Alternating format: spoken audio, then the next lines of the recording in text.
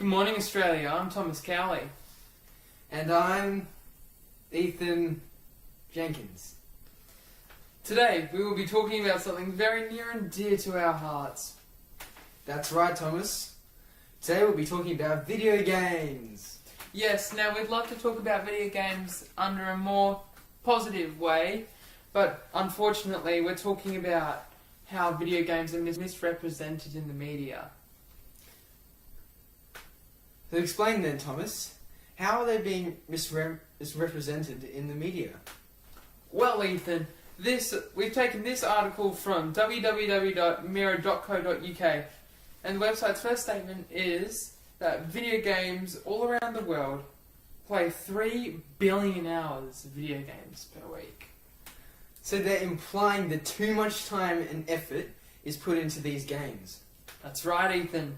However, little do they know that a small percentage of them might be, studying for a video game competition. What? Yep, as stupid as that may sound. Sorry, gamers. Gamers spend a lot of time playing a certain game where they will compete in an event to win a truckload of cash. So they turned a hobby into a career? True brilliance. Now, Thomas, we have this next article taken from www.raisesmartkid.com, and they're stating the negatives and the positives for children aged 3 to 6. Well, it's good to see that they're talking about the positives too. Actually, you know what? Let's start with the positives first. Well, it states that it helps to follow the instructions. We both know from having younger brothers that may not be the case in some households. Please continue. It also says that it helps problem solving and logic. Yes, and this is what the media generally gets wrong. There are games other than shooters that kids can play. I think Nintendo's Brain Game series are a classic example of a game that helps stimulate anyone's brain to work productively. That is very true, Thomas. These next few points states that they can improve hand-eye coordination, planning, multitasking, quick thinking, accuracy, and strategy. I see. They are all very good points and something the media should understand and listen to. I agree with you with that one. Of course, the first thing negative that the article states is about the levels of violence. Yep, that is possibly the most common argument that I see come up. But, does that apply to all games? No way. Like you said before, there are games that are completely harmless, like Angry Birds and, to a certain extent, the Mario series. Now this other point further expands on the violent subjects. It talks about how it's portrayed. That they state games like Grand Theft Auto, Doom, and Mortal Kombat. Hang on. I just thought of this, Ethan. It's kind of the parents' fault or adult guardians' fault for buying the kids these games. Please explain. Okay, so it's bad that the kids are playing the violent games, but the parents bought it. Stores legally can't sell kids those games under the age of 15 or 18 in Australia. And so who bought those games? Santa? Sure, Ethan. The children's caregivers would have bought the kids those violent games. You know, the owners of the kids could have just read the label on a game like Doom that clearly states R18+ for Australia. High impact violence, blood and gore. Isn't it also labelled online interactivity? Yes, and that is something that the media should bring up more often about gaming. You never know who is telling your child that their life is effing worthless and that they're bad at a game. They are a massive problem in the world of gaming, and they're not even really to do with games.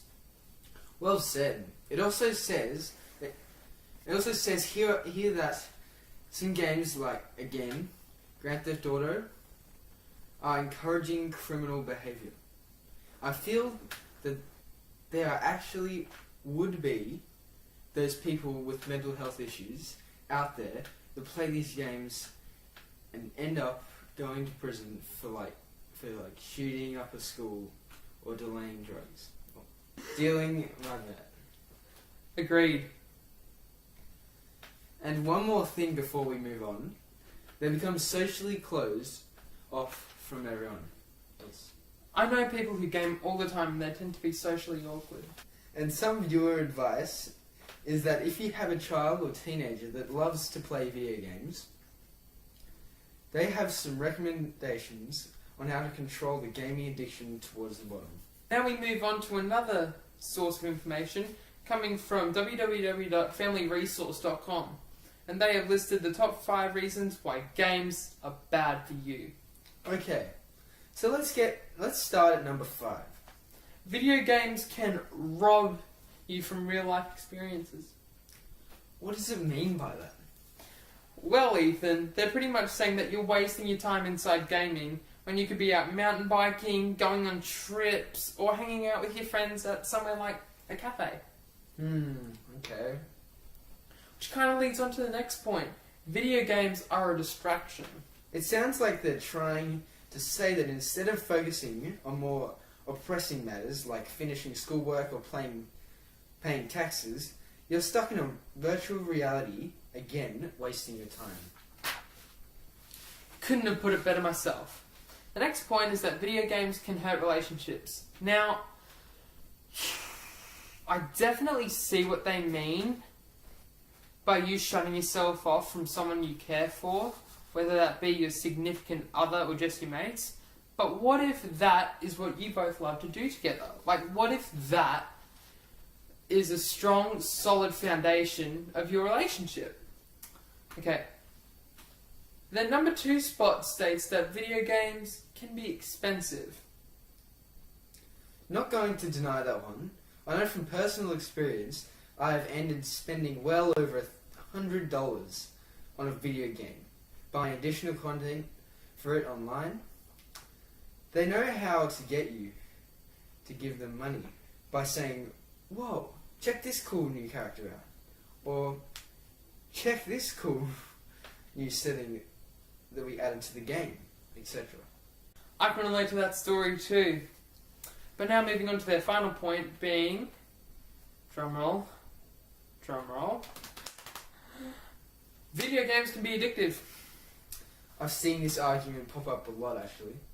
So have I. This point is why most parents won't buy their kids games, because it fuels all the points stated above and they just don't want their kids to grow up being unhealthy.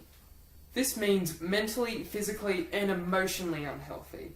Parents don't want their children to be shut off from everyone around them. Also, I'd just like to take a moment to point out something else. If you know your child has a disability in which can negatively affect them after playing games, then just don't buy them for them, because it clearly has a negative effect on them. That last point you made is actually quite true. Now, let's transition into our next source. This website is named www.healthcentral.com. And as you could guess, it talks about how gaming is bad for you and your health. How many reasons are there now? 9. The first 3 are that it causes muscle pain and also causes seizures and obesity.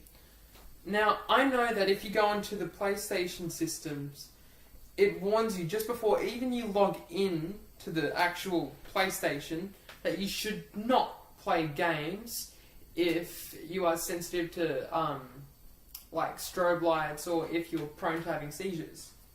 These next 3 say that it encourages aggressive behaviour, poor grades, and a lack of vitamin D. I think this all comes down to how long you play games for. If you limit your time, then aggressive behaviour and a decline in school grades certainly won't happen.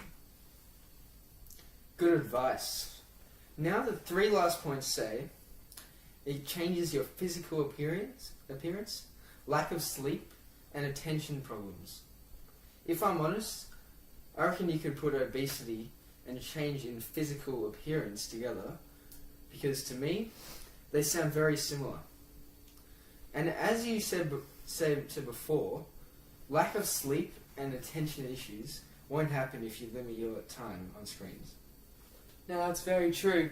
Time to move on to our fifth and final source from a website called www.mentalfloss.com, where they state 15 strong benefits that games have on people.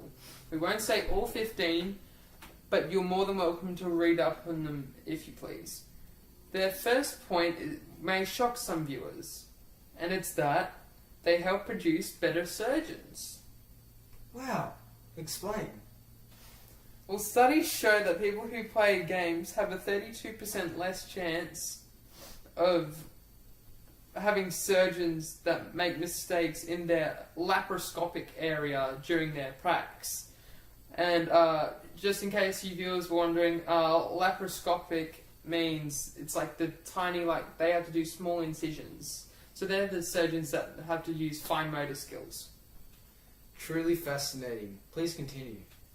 They apparently help dyslexia and just your vision in general. Also, depending on what games you play, can help your fascination for history. And if they show interest in history, it may help them in future careers. Exactly. It also helps relieve pain and stress, while also helping you make fast decisions as stated before. And the last point is that it helps address autism. What do you mean by that? It says here that using games involving your full body, like Wii Sports or Just Dance, further lead to celebrating accomplishments with people, which then goes on to counter the lack of communication that some people with autism may show. I see. Well, that wraps it up for this episode of the Cowley and Jenkins Show. Be sure to tune in to next week, another insightful episode. Have a great day, Australia. One little slip.